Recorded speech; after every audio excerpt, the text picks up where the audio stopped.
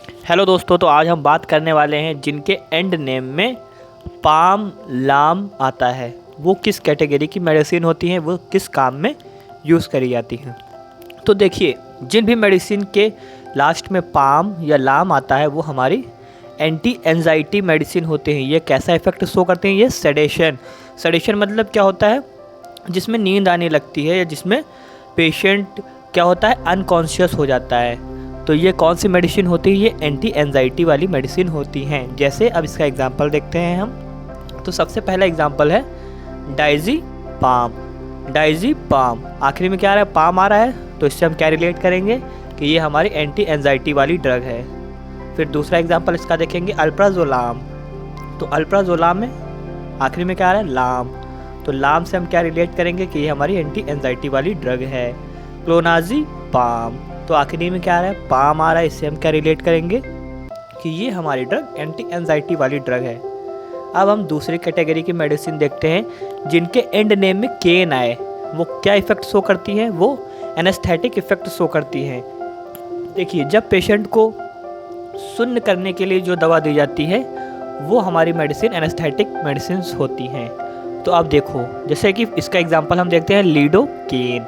तो आखिरी में क्या आ रहा है? केन आ रहा है। तो ये किस कैटेगरी की मेडिसिन हो गई? ये हमारी हो गई एनेस्थेटिक कैटेगरी की मेडिसिन। दूसरा एग्जांपल इसका हम देखते हैं, लिग्नोकेन। तो लिग्नोकेन में क्या है? आखिरी में केन आ रहा है। तो ये किस कैटेगरी की मेडिसिन हो गई? ये एनेस्थेटिक कैटेगरी की मेडिसिन हो गई। फिर दूसरा एग्जांपल इसका देखते हैं हम, ज़ाइलोकेन। आखिरी में क्या आ रहा है? केन आ रहा है। तो ये किस कैटेगरी की मेडिसिन हो गई? ये हमारी एनेस्थेटिक कैटेगरी की मेडिसिन हो गई। अब आगे हम देखते हैं, जिस भी मेडिसिन के लास्ट में वीर आए वो किस कैटेगरी की मेडिसिन होती हैं? वो हमारी एंटीवायरल मेडिसिन होती हैं या एंटीवायरल ड्रग होती हैं। ये वायरस के अगेंस्ट काम करती हैं। मान लीजिए जो भी डिसीज़ है किसी वायरस के कारण हो गई है तो वो किससे ठीक होगी? एंटीवायरल ड्रग से तो ठीक होगी। तो जिस भी मेडिसिन के लास्ट में वीर आए वो हमारी एंटीवायरल ड्रग्स या एंटीवायरल मेडिसिन होती हैं। तो एसाइक्लोवीर, आखिरी में वीर आ रहा है। इससे हम क्या रिलेट करेंगे कि ये हमारी एंटीवायरल ड्रग है। रिबाविरिन, इसमें क्या आ रहा है? आखिरी में, बीच में या आखिरी में वीर आ रहा है। तो इससे हम क्या रिलेट करेंगे कि ये हमारी एंटीवायरल ड्रग है। तीसरा एग्जाम्पल हम देखेंगे, रेट्रोवीर। तो रेट्रोवीर आ रहा है आखिरी में। तो वीर से हम क्या रिलेट करेंगे? ये हमारी एंटीवायरल ड्रग है।